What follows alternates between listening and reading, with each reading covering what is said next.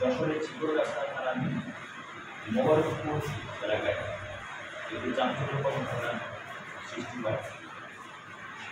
একটি পিয়াজ হাসান, আমরা তথ্যে জানতে পেরেছি তিনি যুবদলের একজন সক্রিয় কর্মী।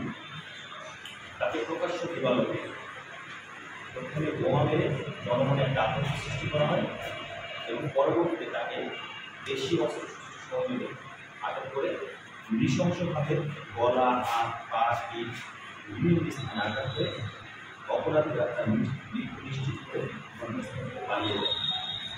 উক্ত ঘটনাকে কেন্দ্র করে জনমনে একটা আতঙ্ক সৃষ্টি হয়, চাঞ্চল্য সৃষ্টি হয় এবং এই ঘটনাকে কেন্দ্র করে স্থানীয় লোকজন থানা ঘেরাও করে এবং অপরাধীদের শাস্তি দাবি করে তারা মিছিল, মিটিং এবং সমাবেশ করতে থাকে। উক্ত ঘটনা ঘটার সাথে সাথেই র্যাব ৬ সিসিবি যশোর কেন্দ্রে চৌকস আধিকারিক দল আসামিদের গ্রেপ্তারের সর্বোচ্চ চেষ্টা করতে থাকে এবং নির্যাত অব্যাহত পরিচালনা করে।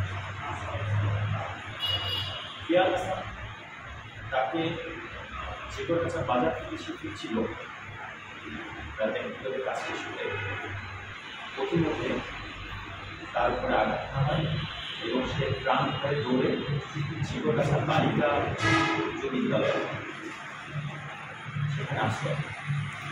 আসামিরা তাকে অনুসরণ করে তাকে সেখানে গিয়ে আটক করে এবং সেখানে ঢুকিয়ে তার মৃত্যু নিশ্চিত করে। আমরা ঘটনাস্থল পরিদর্শন করি। প্রধান শিক্ষকের অভিজ্ঞতা সিসি ক্যামেরার ফুটেজ দেখে আমরা আসামিদের সংগ্রহ করি। ঘটনাস্থলে 10 থেকে 12 জন আসামি ছিল এবং প্রত্যেকটি আমরা শনাক্ত করি এবং তখন থেকে আমরা তাদেরকে গ্রেপ্তারের জন্য সর্বোচ্চ চেষ্টা করি।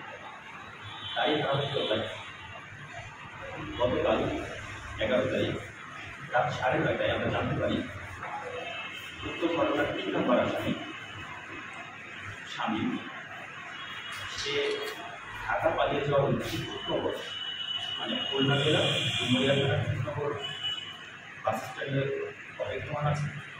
তখন আমরা দ্রুত ব্যবস্থা এখানে যাই এবং তাকে গ্রেপ্তার করতে সমর্থন এবং একই তারিখ রাত আনুমানিক 10:25 এই মামলার অপর আসামি 5 নম্বর আসামি মেহেদি, তার সম্পর্কে আমরা জানতে পারি সে মহেশপুর থানাধীন ঝিনাইদহের মহেশপুর থানাধীন নোয়ানীবাজার এলাকায় অবস্থান করছে এবং সে অবৈধভাবে ভারতে পালিয়ে যাওয়ার চেষ্টা করছে।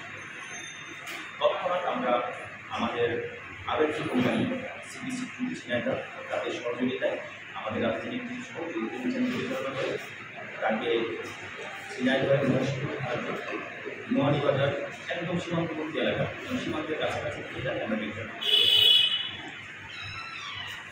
তাদের প্রাথমিক জিজ্ঞাসাবাদে জানা যায় শামীম হাসান এবং ইউটিউব পিয়াল এদের বাড়ির পাশাপাশি এবং পূর্ব থেকে তাদের ভিতরে বিভিন্ন সামাজিক সমস্যা ছিল, তাদের মধ্যে বিরোধ ছিল এবং তারই প্রেক্ষিতে তাকে সুযোগ পেয়ে তারা হত্যা করে।